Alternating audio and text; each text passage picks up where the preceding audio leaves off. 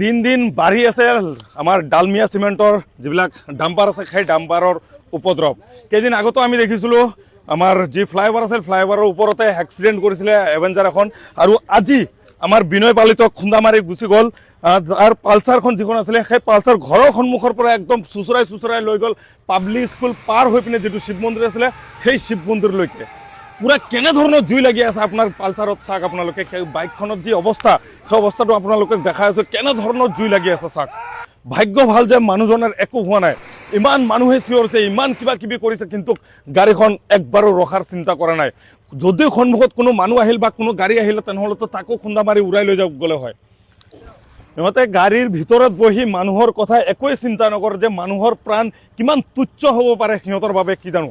আপোনালোকে এবাৰ ভালকৈ চাওক ভিডিঅ'টো, কেনেধৰণৰ চুচৰাই লৈ গ'ল গাড়ীখন। ভাগ্য ভাল মানুহজনৰ, আৰু যদি সন্মুখত বেলেগ কোনোবা মানুহ থাকিলে হয়, বয়সস্থ মানুহ থাকিলেও হয়, সোনকালে গুচি যাব নোৱাৰে, কি অৱস্থা হ'ব তেনেহ'লে। এইবিলাক ডালমিয়া চিমেণ্টৰ গাড়ী টোটেল বন্ধ কৰিব লাগে আমাৰ মতে। আৰু বাকীখিনি আপোনালোকে চাওক আৰু ভিডিঅ'টো বেছিকৈ বেছি শ্বেয়াৰ কৰক, যাতে জিলাই উপক্ত আমাৰ মামালোকে গম পায় এইবিলাক উৎপাত চলি আছে এইবিলাক ডালমিয়া চিমেণ্টৰ গাড়ীৰ। কি হৈছিলে?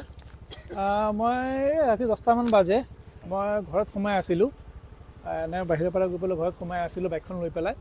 এনেকুৱা টাইপত মই মোৰ ঘৰৰ সন্মুখত আহিলোঁ, ইয়াৰ্ডৰ পিছপিনৰ পৰা ইয়াৰ্ডৰ পৰা এটা ডালমিয়া ইয়াৰ্ডৰ পৰা এটা চিমেণ্টৰ গাড়ী আহি আছিলে, খালী গাড়ী। আহি থাকোঁতে মই তাক আপাৰ ডিপাৰ মাৰিলোঁ, হৰ্ণ মাৰিলোঁ ৰখাবৰ কাৰণে, মই ঘৰত সোমাম, ছিংগল ৱেটো। তো সি কি কৰিলে, গাড়ীটো অকণমান লাহেকৈ কৰিলে, গাড়ীখন ৰখোৱা নাই। তো মোৰ ঘৰৰ সন্মুখেদি মই কৈছোঁ অকণমান ৰখাই দিয়া, হৰ্ণ মাৰিলোঁ, সি ৰখোৱা নাই গাড়ীখন। মোৰ কি কৰিলে, ভাইজাৰত লগাই দিলে, মোৰ ভাইজাৰত লগাই মোৰ টায়াৰত লগাই দিলে। তো মোক মানে টায়াৰত সোমাম তেনেকৈ হৈছিলে। তো মই তাক মই চিঞৰি পেলাই ক'লোঁ, এই ৰখা মোৰ হেৰি হৈ আছে। পেলাই ক'লোঁ যে কি ভাই, মানুহ চানুহ মাৰি দিবি নেকি, অকণমান চাই চিন্তি গাড়ী চলা, হেৰি কৰি ক'ত মই কি কৰিছোঁ, তৰ্কাতৰ্কি কৰি আছে। তো মই তাক কৈ পেলাই ক'লোঁ, ভাই মই ডালমিয়াত চাকৰি কৰোঁ, মানুহবিলাকক চাই পেলাই কৰিবি, মানুহ চানুহ নেমাৰিবি। এনেকৈ কৰোঁতে মোৰ মানুহ চানুহ ওলাই আহিলে, ফেমিলি মোৰ ঘৰৰ সন্মুখত ফেমিলি ওলাই আহিলে, মোৰ দাদা ভাইটি চব ওলাই আহিলে, আহি পেলাই সুধি আছে কি হ'ল। এনেকুৱা কথা, মই গাড়ীত সোমাই আছোঁ, সেই গাড়ীখন ৰখোৱা নাই, মোৰ গাত লগাই দিলে, বাইকত লগাই দিলে, বাইজাৰ চাইজাৰ ভাঙি দিলে। মই তাক কৈছোঁ, ভাই চাহ নামি পেলাই চাহ, মোৰ বাইজাৰখন ভাঙি দিলি, কি কৰিলি তই এইটো। এনে কৰোঁতে অকণমান হেৰি হ'ল, দাদাহঁতে সেই কৈছে নামিয়া চাহ এনেকৈ কিয় কৰি আছ। এনে কৰোঁতে সি কি কৰিলে, মোৰ বাইকখন ৰখোৱা আছিলে, মোৰ দাদাও আছিলে, সি কথা বতৰা নুশুনাকৈ নেনামাকৈ গাড়ীখন মোৰ বাইকৰ ওপৰত দি মোক চুচৰাই লৈ গ'ল। মোকো মানে ল'বত ধৰিছিলে, মই জাপ মাৰি পেলাই ছাইডত নামি দিলোঁ। সি মোৰ বাইকখন চুচৰাই কমচে কম আধা কিলোমিটাৰমান বাইকখন চুচৰাই সি লৈ গ'ল।